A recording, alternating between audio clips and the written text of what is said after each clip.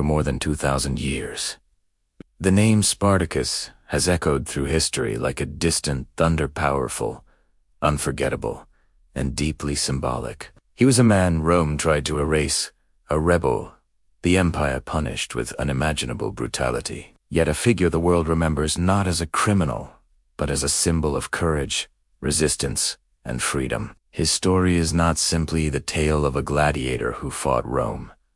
It is the story of a human being who rose from the depths of slavery to challenge the greatest empire the ancient world had ever seen. It is the story of how one man's rebellion shook Rome to its core and left behind a legacy far greater than any victory on the battlefield. The world in which Spartacus lived was rigid, unforgiving, and deeply unequal. Rome was expanding rapidly, conquering territories across Europe, Africa, and Asia. With every new victory, thousands of people were enslaved, captured, chained, and sent to serve the Roman elite. These slaves built Rome's roads, worked Rome's fields, and filled Rome's mines. They were the invisible backbone of the Republic, forced to pay with their lives for the ambitions of senators and generals. Among these enslaved millions was a Thracian warrior named Spartacus. His early life remains a mystery, but most historians agree he once served as a soldier, perhaps even as an auxiliary in the Roman army. Something happened, maybe a dispute, maybe an accusation, maybe a rebellion of his own end. He was captured and sold into slavery. Rome saw him as nothing more than property, but inside him burned a fire the empire could not extinguish. Spartacus was purchased by a gladiator school in Capua, one of the most brutal training centers in Italy. Gladiators were the entertainment superstars of the ancient world, but at a deadly cost. They fought for the amusement of Roman crowds, risking their lives every time they stepped into the arena. Some gladiators embraced the life. Others had no choice. Spartacus was among the latter, a trained fighter forced to battle for survival. His days were filled with relentless drills, brutal discipline, and harsh punishments. Yet even in captivity, he earned the respect of the other gladiators. He was intelligent, disciplined, and a natural leader. And most importantly, he refused to surrender to the life Rome imposed on him. By 73 BCE, tensions in the gladiator school had reached a breaking point. Harsh treatment, degrading conditions, and the constant shadow of death pushed many gladiators to the edge. Spartacus saw an opportunity, one that required courage, planning, and absolute trust. Together with two fellow gladiators, Crixus and Venomas, he organized a daring escape. 70 or so gladiators joined them, overpowering their guards and breaking free with nothing but kitchen knives and whatever weapons they could seize. They fled north, eventually arming themselves fully by raiding Roman supply wagons. Rome expected the revolt to collapse quickly. After all, these were slaves, untrained, unorganized, and outnumbered. But Rome underestimated the one thing slaves had that Roman soldiers lacked: nothing to lose. What began as a desperate escape soon transformed into something far bigger. Spartacus and his followers took refuge on Mount Vesuvius, a steep volcanic mountain that provided natural protection. When Rome sent a militia force to trap them, the rebels used extraordinary ingenuity. They climbed down the mountain using vines, surprising the Romans from behind and completely destroying their forces. It was the first of many stunning victories. News spread quickly. Slowly, slaves from across Italy began to flock to Spartacus, swelling his ranks into the thousands. Men, women, and children people, robbed of their homes, identities, and rights, found in Spartacus, a leader who offered something Rome never gave them: hope.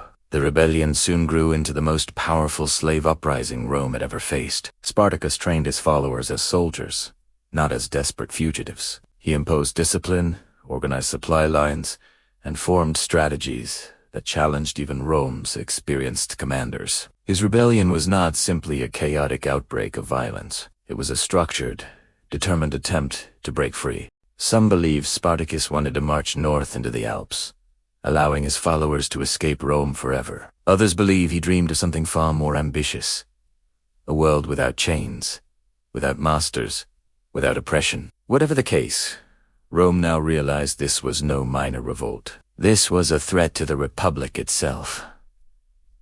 Rome responded with force, but the rebels continued to defeat every army sent against them. Spartacus's tactics were brilliant. He used surprise attacks, quick movements, and deep knowledge of terrain to outmaneuver Roman legions. He turned slaves into warriors men who fought not for glory, but for freedom and survival. For nearly 2 years, the rebellion terrorized Rome's wealthy elite, burned slave-run estates, and destroyed Roman forces that underestimated them. To the senators of Rome, this was not just a military embarrassment, it was a humiliation. Rome had conquered kingdoms, crushed armies, and defeated emperors, yet somehow it could not defeat its own slaves.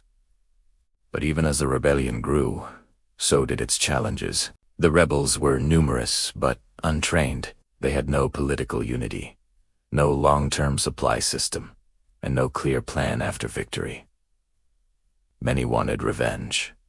Others wanted escape. Some, like Crixus, preferred to stay in Italy and fight Rome head-on. Spartacus tried to maintain order, but controlling tens of thousands of desperate refugees was impossible. Eventually, internal divisions weakened the rebels' unity. Crixus broke away with a large group, only to be captured and killed by Roman forces. Spartacus mourned his friend and, in a symbolic act of defiance, forced captured Roman soldiers to fight in mock gladiatorial games, turning the tables on the empire that enslaved him. By this time, Rome placed Marcus Licinius Crassus, one of the richest and most ambitious men in the Republic, in charge of crushing the rebellion. Crassus was ruthless, efficient, and determined to succeed where others had failed. He restructured the Roman army, enforced iron discipline, and used brutal methods including the horrific punishment of decimation to restore order among his troops.